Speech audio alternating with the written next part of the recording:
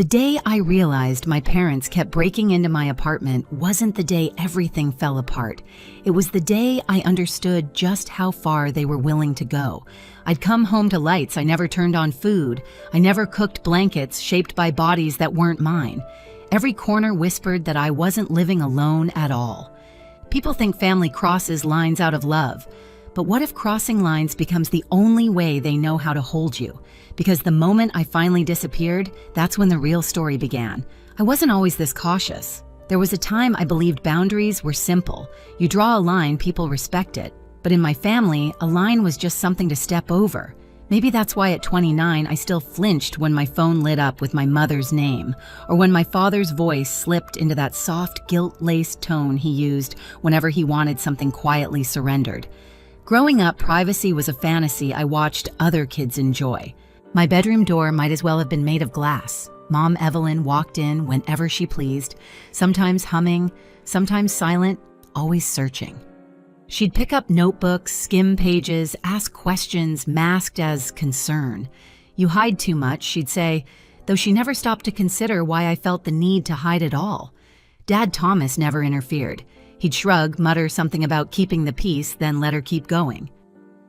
Meanwhile, my younger sister Liana lived like royalty in a kingdom built from exceptions. Her room was off limits. Her mess was called creativity. Her mistakes were phases. Mine were warnings. Ours was a house with two sets of rules, one lenient, one suffocating, and I grew up knowing exactly which set belonged to me. So when I finally moved out into a one-bedroom apartment overlooking the Denver skyline, I thought I'd crossed some invisible threshold into adulthood. I bought my own dishes, arranged my bookshelf the way I liked, hung soft string lights that made the evenings feel calmer than anything I'd known. I breathed differently there, slower, deeper, as if my lungs finally trusted the air around them. But that peace didn't last long. The first time Mom let herself in, she acted like it was a surprise visit, carrying groceries she never asked if I wanted. She put on an apron she pulled from her purse, and started cooking like she'd been waiting all week for the chance. Dad settled onto my couch, claiming he just wanted to see the view, though his eyes kept drifting to my mail on the counter.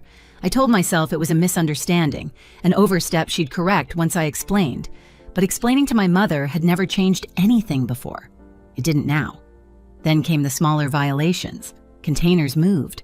Clothes I hadn't worn in months, suddenly in the laundry basket. A faint imprint on my pillow. Liana borrowing my sweater without asking. My laptop screen left open to tabs I didn't recognize. Each incident was small enough to excuse, but together they felt like a tide rising under my feet. I knew the pattern. I'd lived it before. And just like when I was a teenager, my mother called it love, my father called it protection, and I was supposed to call it normal. Except this time, it wasn't their house. It was mine. And deep down, I already sensed something I wasn't brave enough to admit yet. If I didn't stop them soon, they'd take this place from me too.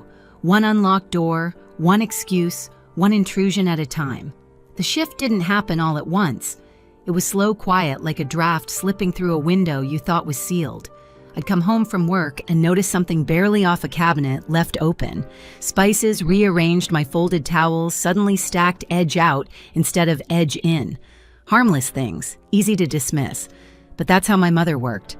Not with storms, but with breezes that eventually became winds strong enough to push you back into place. One Thursday evening, I returned to find my refrigerator reorganized the way she used to do it at home, produce on-top proteins in the middle temptation foods tucked behind everything else. The frozen meals I bought for busy weeks were gone. In their place sat jars of her soups, her dressings, her preferences, a curated life, hers not mine. I stood there with the cold air spilling out, realizing I wasn't imagining any of this. I was being managed. Then there was Liana. She treated my apartment like a bonus level in a video game she already owned. I'd catch traces of her everywhere. Mascara smudges near my mirror, half-finished iced coffee cups in my sink clothes tossed over the back of my chair. When I confronted her, she'd laugh it off. "Relax, Riley. You act like I'm a stranger." She always said it like I was unreasonable, like the problem wasn't her crossing lines, but me wanting them respected. But the moment that snapped the last thread of denial came 2 weeks later. I walked in after a long day, hoping for silence, only to find my laptop open on the coffee table. Pages of notes I hadn't written sat on the screen, searches I didn't make, windows I didn't open. And then, as if to leave proof, one of my project drafts sat half-clicked, as though someone had started reading but got bored halfway through. My chest tightened. I called my mom. She picked up immediately. "Oh, sweetheart, don't be dramatic," she said when I asked if she'd been there. "Your landlord let me in. I told him you hadn't been answering me and I was worried." "Honestly, you should be grateful someone's looking out for you." Something inside me iced over. "Mom," I whispered, "you lied to get into my home." "That's not lying. It's concern. You work too hard. You isolate. You need support." Support. That word felt like a trap closing. After we hung up, I sat on the floor, back against the couch, letting the weight of everything settle. Every memory from childhood, the open journals, the monitored texts, the tracked locations flooded back in one suffocating wave. This wasn't new. This was the same pattern, revived and emboldened. The next morning, I couldn't focus at work. I booked a therapy session during lunch. My therapist listened, then leaned forward and said gently, "Riley, this isn't concern. It's enmeshment. These aren't accidents, they're boundary violations." It was the first time someone named what I'd been too scared to articulate. "Your home isn't safe," she added softly. "Not emotionally, not psychologically. You need distance they can't override." I walked out into the cold Denver air with one thought repeating like a heartbeat. If I stay here, they'll never stop. Once the truth settled, the kind of truth that doesn't knock but barges straight through your chest, I knew staying meant surrendering. My therapist's words kept echoing. You need distance they can't override. She didn't mean a conversation or a firmer tone or another doomed attempt at setting boundaries. She meant escape. Real, physical, trace-proof distance. So I did something I never imagined doing. I sat at my tiny kitchen table, opened my laptop, and typed 4 words into the search bar: secure apartment buildings, Denver. Scrolling through listings, I realized how small my world had been. I had spent years believing privacy was a privilege other people got to enjoy. But that night, for the first time, privacy felt like something I could choose. I found a building downtown, keycard access, staffed lobby cameras in every hallway, elevators that required authorization just to move. A place where no one could charm their way inside, not even my mother. I scheduled a tour for the next morning. The moment I stepped into the lobby, I knew. The warm lighting, the quiet hum of air vents, the polished floors reflecting the city lights. It felt like a place built for people who needed walls as much as they needed air. The leasing agent showed me a corner unit with tall windows and a locked balcony. I stood there, imagining a silence that belonged solely to me. I signed the lease before my fear could talk me out of it. The move had to happen in secret. No chance for my mother to guilt me, no space for Liana to turn it into a spectacle. Just action. Clean, irreversible action. Mara and Jonah offered to help the moment I told them, showing up after midnight with hoodies and gloves like we were planning a heist. "Tell me again why we're whispering," Jonah murmured as we taped boxes. "Because if they show up," I whispered back, "I won't be able to leave." We packed everything, clothes, books, kitchenware, quietly, methodically. I left behind anything that felt too recognizable. Mugs my mom bought for my own good sweaters, Liana claimed were hers, until she felt generous. Frames Dad insisted I hang to make the place feel like home. I wanted nothing they could claim. At 2 a.m, the moving truck rumbled softly outside. We loaded my life in the dark, each trip down the hallway feeling like a countdown. When the truck pulled away, I locked the door one last time and slid the emergency key my mother once waved like a badge into an envelope addressed to the landlord. No explanation. No forwarding address. At the new building, the night staff checked my ID, handed me a sleek black key card, and welcomed me by name. That small gesture felt like a quiet revolution. As I stepped into my new apartment, the door clicking shut behind me, one line formed sharply in my mind, so I moved without telling them. Not out of spite, not out of rebellion, but because disappearing was the only way to finally become visible to myself. For the first 3 days in my new apartment, I kept my phone on silent and turned face down. I let the world shrink to the steady hum of the building, the soft echo of my footsteps on hardwood floors, the unfamiliar comfort of knowing every sound inside these walls came from me and only me. I slept without jolting awake. I cooked without wondering who would rearrange my ingredients when I wasn't looking. It felt like oxygen I hadn't breathed in years, but peace in my family never lasted long. On the morning of day 4, I finally flipped my phone over. The screen lit up like a warning flare, dozens of missed calls, frantic texts, voicemails stacked with timestamps only minutes apart. My mother, my father, Liana. Even numbers I didn't recognize, likely neighbors from my old building. Riley answer immediately. "This isn't funny. Where are you? We're coming. Call us. Right now."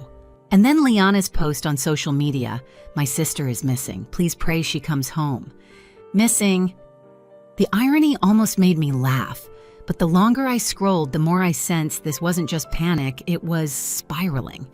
I set the phone down, trying to slow my breathing when it rang again. Unknown number. Something told me to pick up. "Is this Riley Morgan?" a calm voice asked. "Yes, this is Officer Ramirez with the Denver Police Department.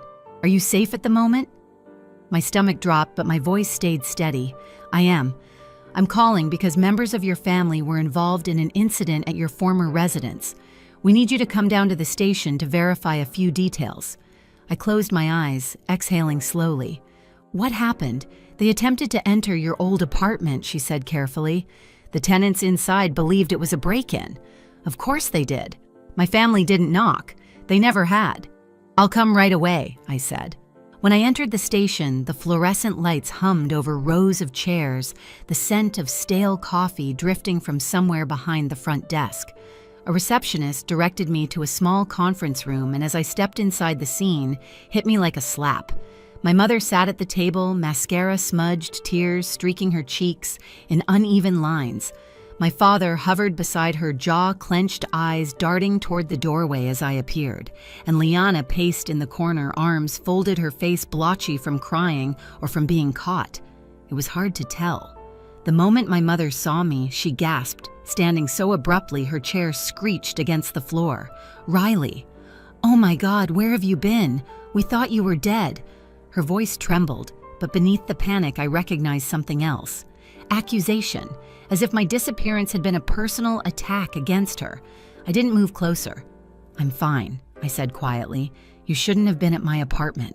"That's not your apartment anymore," my father muttered, as if that somehow justified it. Officer Ramirez entered, then calm and steady. "Let's all sit," she said. My mother sniffled dramatically and collapsed back into her chair, clutching tissues like props.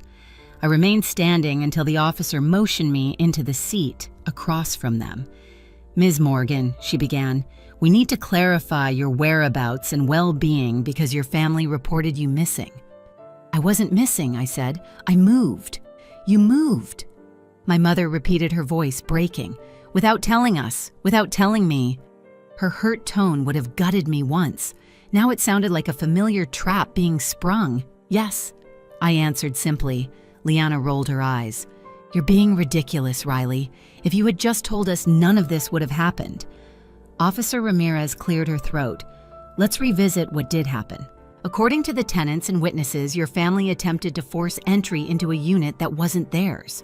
"That's a lie," my mother snapped. "We thought Riley was inside. We were trying to save her."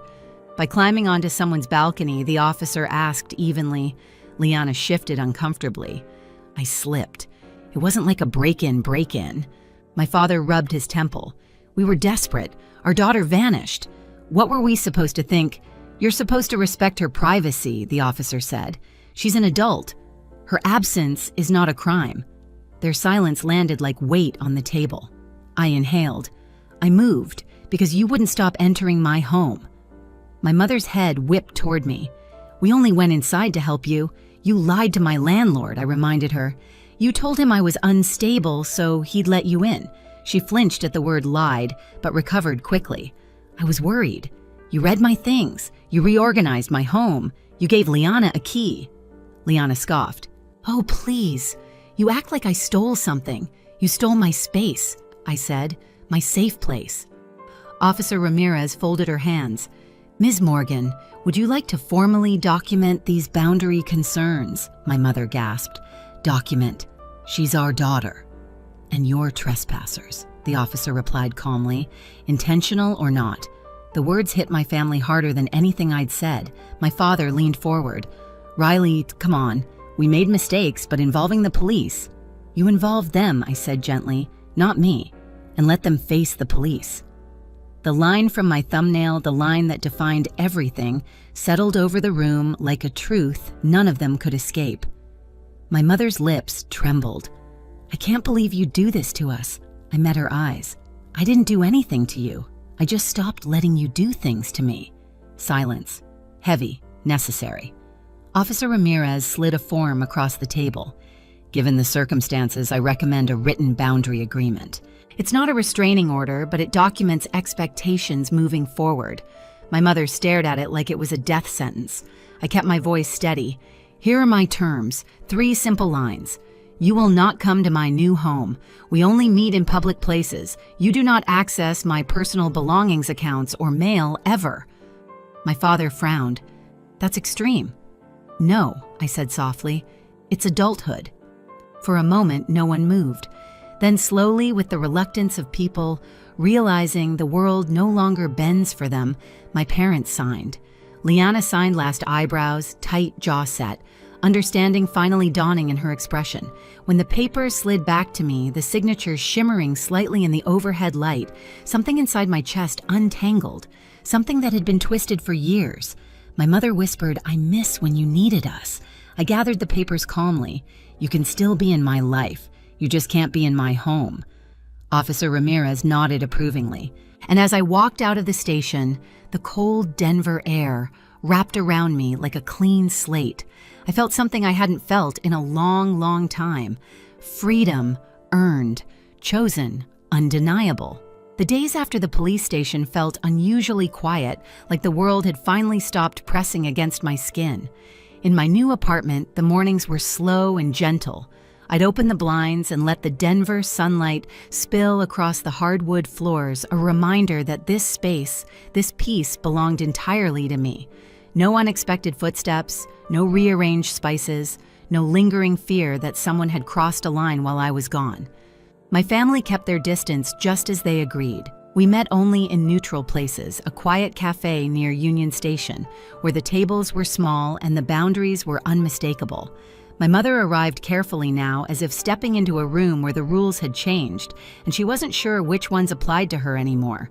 My father listened more than he spoke, and Liana surprisingly softened.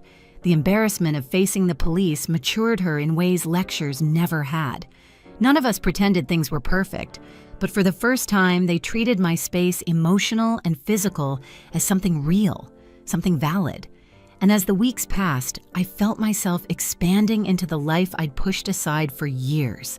I breathed deeper. I slept fully. I existed without bracing for impact. Sometimes, healing isn't loud. Sometimes it's the simple sound of a locked door staying locked. Looking back, leaving wasn't the punishment they always assumed it was. It was the first time I chose myself without apology. My family still exists in my life, just at a distance that finally lets me breathe. And if you've ever had to fight for your own space, for the right to feel safe in the place you call home, you're not alone. Share your story in the comments and subscribe if you want more stories like this.